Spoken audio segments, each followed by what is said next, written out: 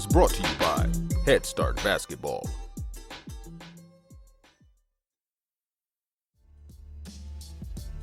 Hey Hoopheads, wanted to take a minute to shout out our partners and friends at Dr. Dish Basketball. We've had their partnership manager and training specialist Jefferson Mason and marketing manager Nick Bartlett on the show in the past, and we couldn't be more excited about what they're doing for the game of basketball. Their Dr. Dish shooting machines are undoubtedly the most advanced and user-friendly machines on the market, and truly accelerate skill development faster than ever. Beyond efficient reps, Dr. Dish provides training expertise and versatility designed to develop complete players. The new Dr. Dish CT machine has further revolutionized basketball training with over 150 plus on-demand individual and team workouts from some of the best coaches and trainers in the game. These workouts include video instruction and combine game-like shooting drills with ball handling, conditioning, and agility drills. Along with workouts, the Dr. Dish training management system also provides stat tracking and analytics to track progress and ensure accountability. These are just a few reasons why top programs like Duke, North Carolina, Louisville, Florida, Baylor, and countless others are upgrading to Dr. Dish. Learn more at drdishbasketball.com. Follow their incredible content at Dr. Dish B-Ball on Twitter, Instagram, Facebook, and YouTube. And make sure you mention the Hoopheads podcast to get $300 off your next Dr. Dish purchase. That's a great deal, Hoopheads. Get out and get your Dr. Dish shooting machine today. The message we give our kids before every practice is be tough, listen, and try. I think if you can do that in life, you're going to be successful. Vance Downs is the boys' head varsity basketball coach at Ames High School in Iowa. Vance has been the coach at Ames since 2004 and has compiled a career record of 233 and 116. He's the all-time leader in wins at Ames High and won back-to-back state championships in 2009 and 2010. Those two teams went undefeated and featured current NBA players Harrison Barnes and Doug McDermott. Ames finished the 2010 season as the third-ranked team in the country according to USA Today. Vance Downs is a four-time Conference Coach of the Year, two-time State Coach of the Year, and the USA Today National Coach of the Year in 2010. After you listen to our conversation with Vance Downs, jump over to Apple Podcasts or wherever you listen and leave us a 5-star rating and review. To make sure you never miss an episode, subscribe right now and visit our website at hoopheadspod.com to find every episode we've ever recorded. Let your friends and colleagues in the game know about the show so they can gain insights from some of the best minds in the game, from the grassroots to the NBA. You'll definitely want to have pen and paper handy as you listen to this episode with Coach Vance Downs from Ames High School in the state of Iowa. Hello and welcome to the Hoopheads podcast. It's Mike Linsling here without my co-host Jason Sunkel this morning. But we are here with Vance Downs from Ames High School in Ames, Iowa. Vance, welcome to the podcast. Thanks for having me, Mike. Appreciate it. Excited to have you on, get a chance to talk about all the great things that you've been able to do in your coaching career. I want to start out with a question about how you got into coaching in the first place. At what point in your life did you realize that coaching was something that you wanted to do as your life's profession? Well, I mean, to be completely honest, Mike, I think I got into coaching by accident. I played in junior college, obviously played in high school, played at the NAIA level, and really wasn't quite sure what I wanted to do. Pursued my education in the area of teaching. And with that came an opportunity to make some part-time money as a ninth grade basketball coach at a local high school. And I did it with no intention of doing it for a living. And 30 years later, I guess here I am. So you were not one of those guys that was in fourth grade diagramming plays in your bedroom at night? No, I love the game and I owe the game a lot. But I wouldn't say I was a junkie. I really enjoyed playing, but I certainly didn't think I was going to be in this profession. So when you were first getting into coaching, you think back to that first season coaching ninth grade basketball.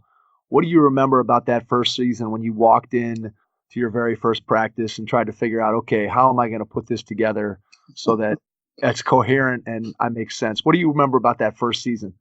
I just remember being anxious, and you think if you're organized enough, you'll be okay. And I just remember always being anxious about dotting all the I's, crossing all the T's, being organized.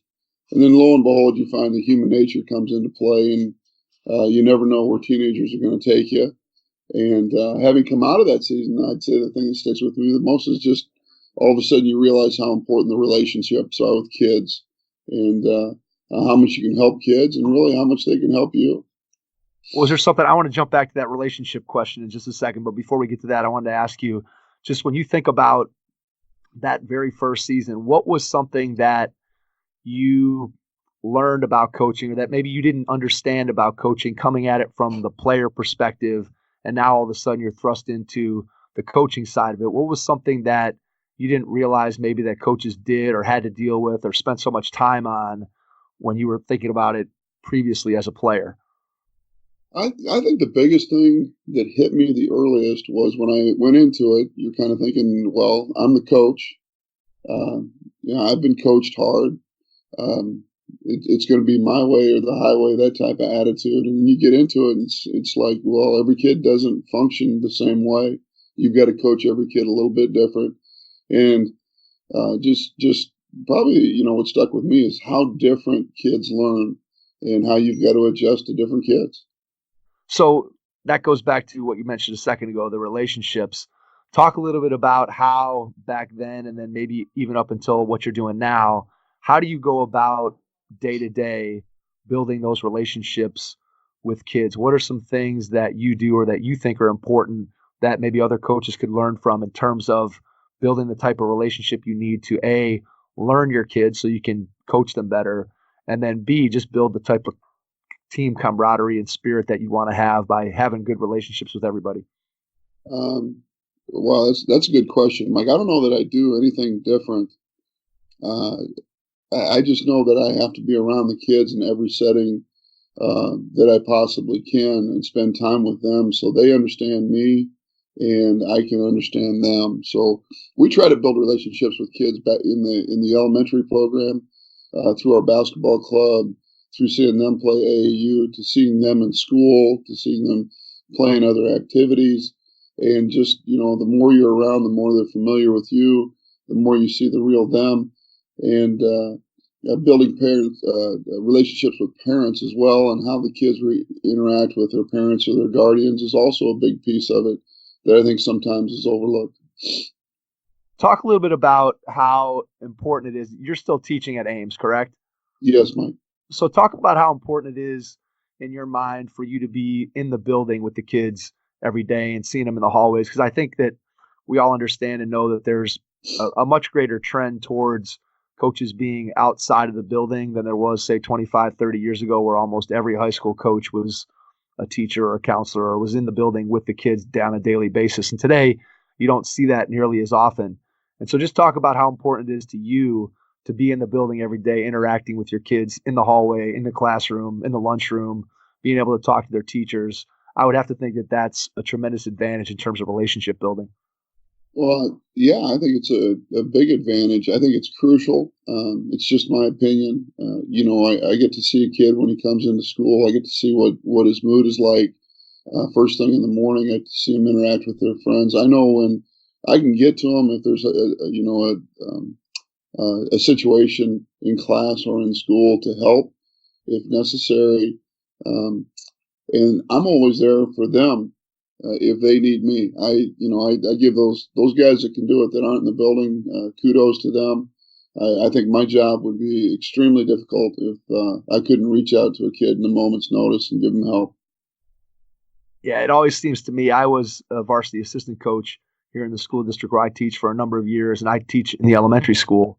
And the way our campus is set up, we're directly across the parking lot. And yet there were many times where I felt disconnected from our players, even though I was, maybe a 75-yard walk across the parking lot, just because I wasn't seeing those kids every single day in the hallways. And so I can only imagine, and that was me as an assistant coach, I can only imagine as a head coach how challenging that could be to be able to, to try to figure out how you were going to interact with them, how are you going to see those kids and just communicate with them.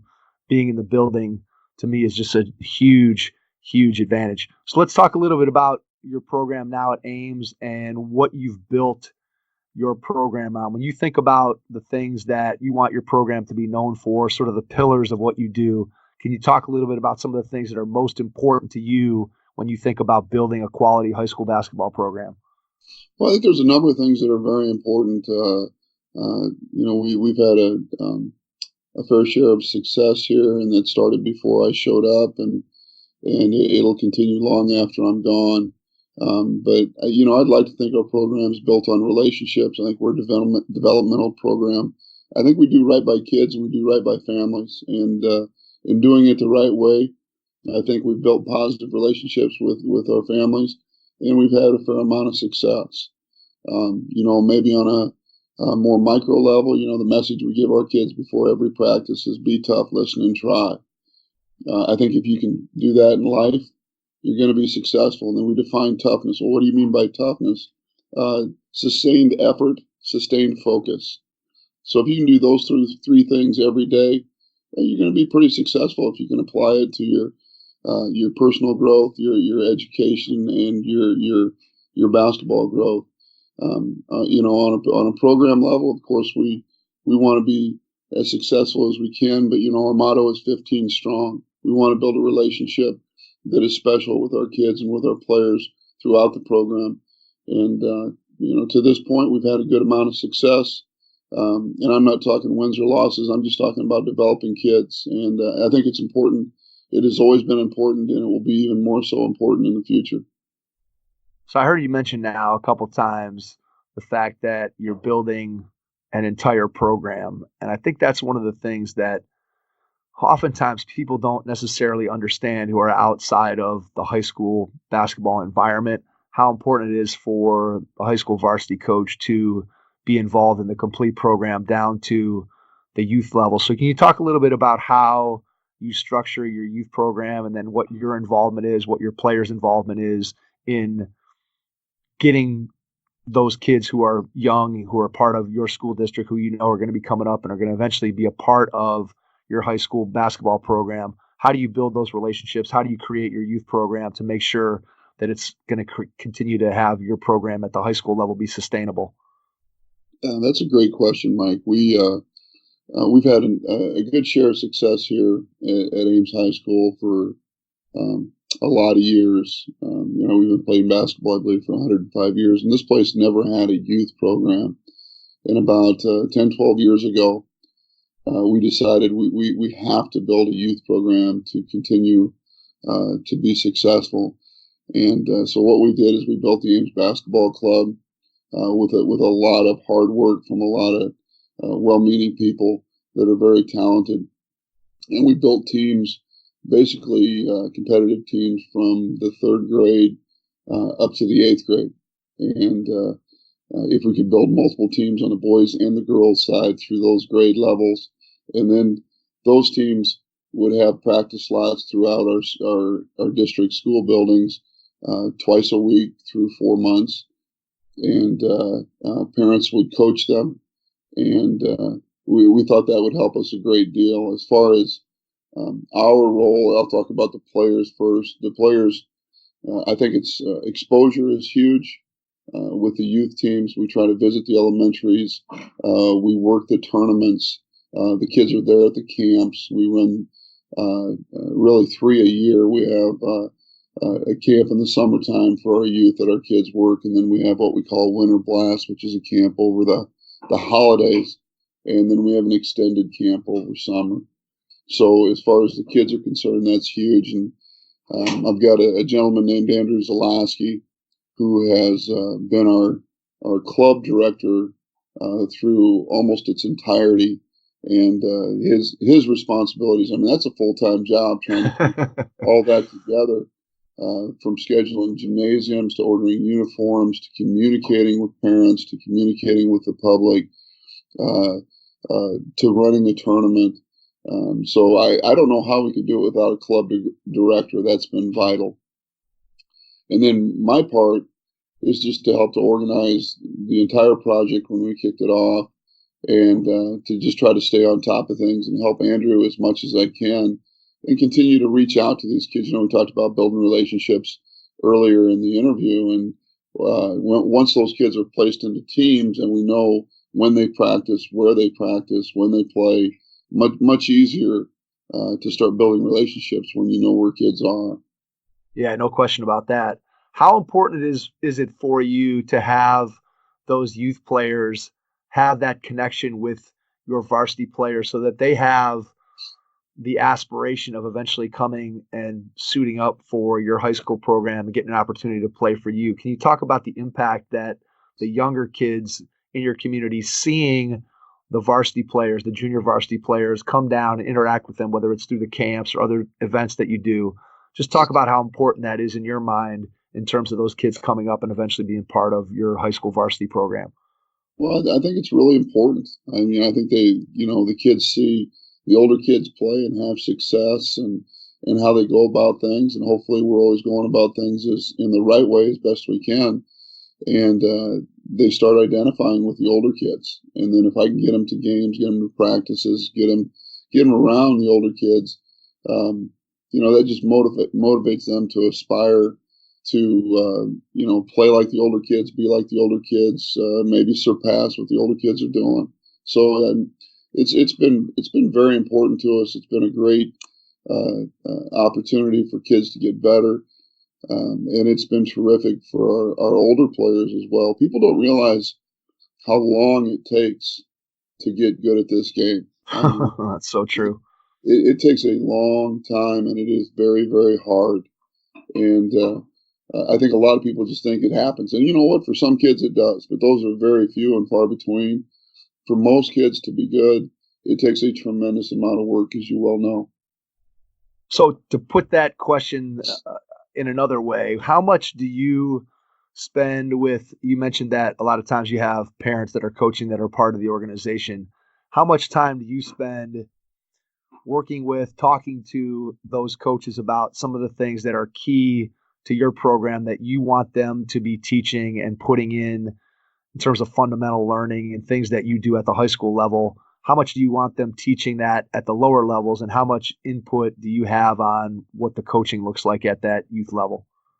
Well, when we first started the program, I spent much more time with the youth level coaches. And now, as time has passed and I'm getting a little long in the tooth, I've worked with my assistants. I have tremendous assistants, Jeff Steinis and Dana Goodwin and Andrew Zalaski and Keith Pavement, all do wonderful jobs.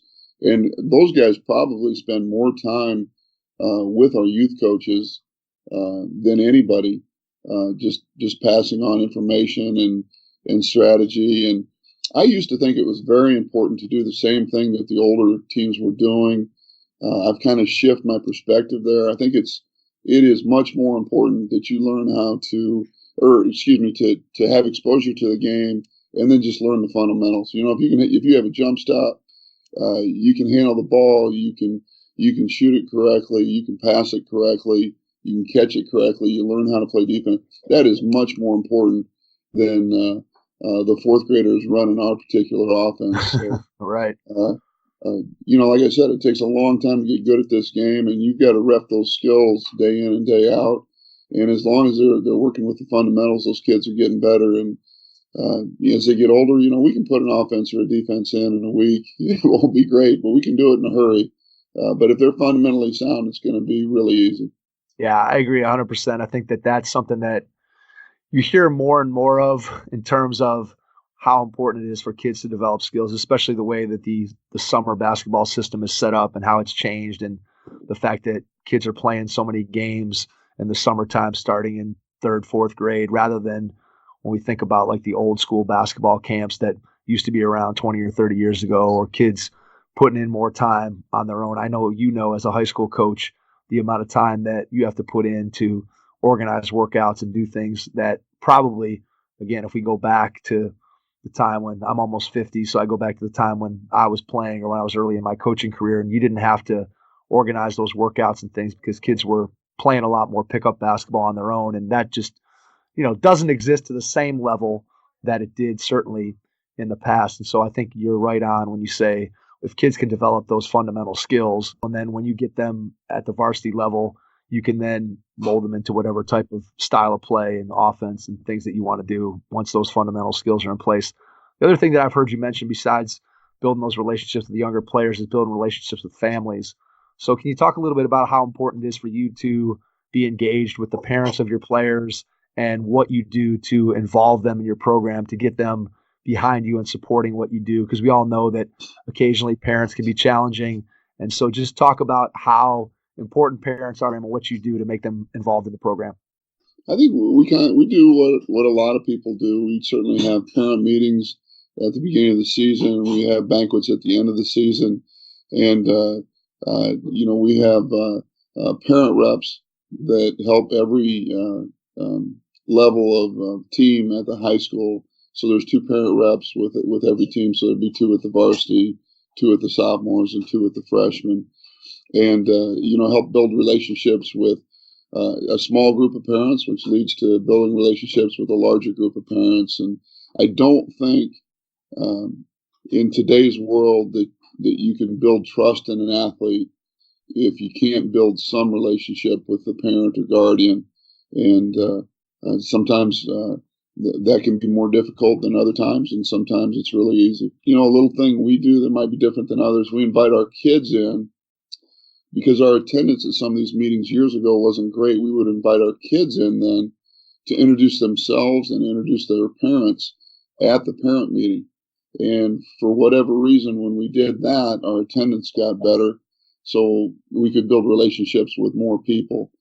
I don't know if I mentioned this already, but to build trust with a young man in today's world, it's really hard unless you can reach out and build a relationship with their parent, their guardian, or whomever is their champion. Head Start Basketball, along with members of the J. Billis Skills Camp staff, will be hosting the very first Prime Skills Camp, an affiliate of the J. Billis Skills Camp that is held annually in Charlotte, North Carolina. Prime Skills Camp will take place on the campus of Western Reserve Academy, just outside of Cleveland, Ohio, June 26th through the 28th. And will be designed for boys rising to grades 6 through 9. Prime Skills Camp will mirror the J. Billis Skills Camp in daily programming, teaching, coach-to-camper ratio, and quality of instruction. Prime Skills Camp brings all of the team-oriented individual instruction, focus on the fundamentals, and high-level coaching to young men aspiring to a high school varsity basketball experience. This camp is operated by Billis Camp veterans and includes the J. Billis Coaches Development Program alongside the camp, ensuring that the quality of teaching and coaching at this camp is second to none. Please visit headstartbasketball.com or jbilliscamp.com for more information or to get registered. You've had the opportunity to coach a lot of great players there at Ames High School in Iowa, but you have had the opportunity to coach 2 players who have gone on to success in the NBA, in Harrison Barnes and Doug McDermott. Can you talk a little bit about what it was like coaching those guys when they were in high school, a part of your program? You know what? I've been asked that question a lot, and I really have a pretty boring answer. Is it as far as on the floor? It was like coaching most other kids. These guys were just really, really talented. Now, everything off the floor that came with it could be at times overwhelming, but when they're on the floor, they're kids. And I think what you find out is the really, really special ones dearly want to be coached. They want to know why they're doing things, but they want to be coached. They want to be coached hard because they want to be really, really good. But on the floor, it was basketball. Off the floor, it was could be at times somewhat a circus. Even in a relatively small state of Iowa, 3.5 million people, you wouldn't think there'd be quite as much media, but when you have 2 players that good, and in particular the number 1 recruit in the nation, and the other guy wasn't too bad either, by the way. It was a very big challenge. At what point in their career did you, as their coach, start to recognize that, man, these 2 guys are special and they're going to have an opportunity to go and continue their career well beyond what they're going to do here at Ames? So, do you remember them when they were younger and when they first came on your radar and what your initial impressions were of them? Were they Were they late bloomers? Were they guys who were tremendous when they were in 6th, 7th grade that you're like, oh man, I can't wait for these guys to get up here. I know they're going to be tremendous. Just talk a little bit about what they were like when they were younger. Well, it's two very, very different stories. When we had Harrison, obviously both in the same grade. When Harrison came up as a freshman, he was gifted. He came up first day, second day of practice to the varsity and was already making his presence felt. I mean, he was off the charts. I don't think we knew, he was, that good until maybe his 10th grade year. When his 10th grade year, you were like, you knew he was different, but you didn't know he was that different. the best player in the nation. Different. Right. Maybe his 10th grade year. And then it just grew from there. And he obviously was very special, but trust me, he has worked as hard as any kid I've ever seen in my life. Doug was a different story. Doug loved basketball. I can still remember the day his dad brought him into the high school and introduced him to me. He was very, very, slight, not very tall, going into his 9th grade year. And his dad, for you that know Greg's a massive guy. I mean, Greg's a big dude. And he introduced Doug to me and said, Doug looks just like I did at that age, maybe a little bigger. I remember that almost exactly the quote. And I remember shaking, you're introduced to the parents, so you're thinking that might be some dad talk, but you just shake your head and you're polite and you move on. And Greg was absolutely right. He was a late developer. He did not start on the freshman team. He really came into his own as a 10th grader. And then he absolutely exploded the summer going into his junior year. And when he going into his junior year, we're like, oh my goodness, this kid, we got something here. It's a unique story. Is we were very talented at that time and really kind of had our lineup set as Doug was growing into this special player.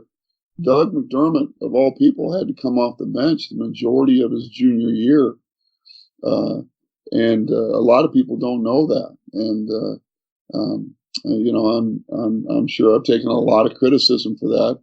But it wasn't that Doug wasn't special. We just kind of had a chemistry with our starting lineup, and Doug handled that so well, being a coach's kid, having the maturity to do it.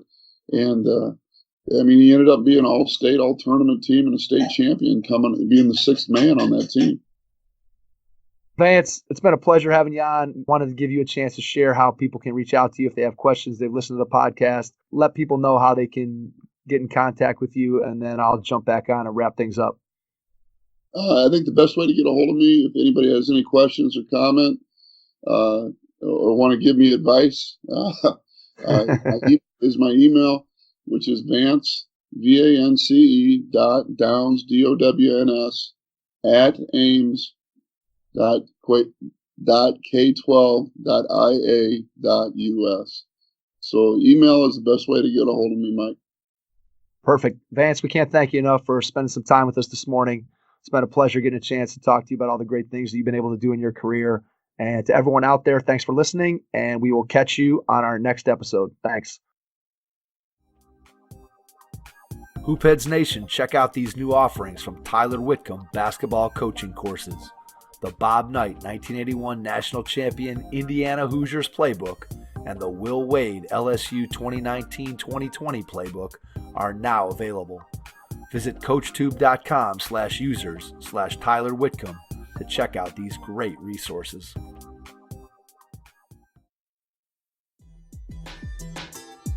Registration is now open at headstartbasketball.com for this summer's Head Start basketball camps.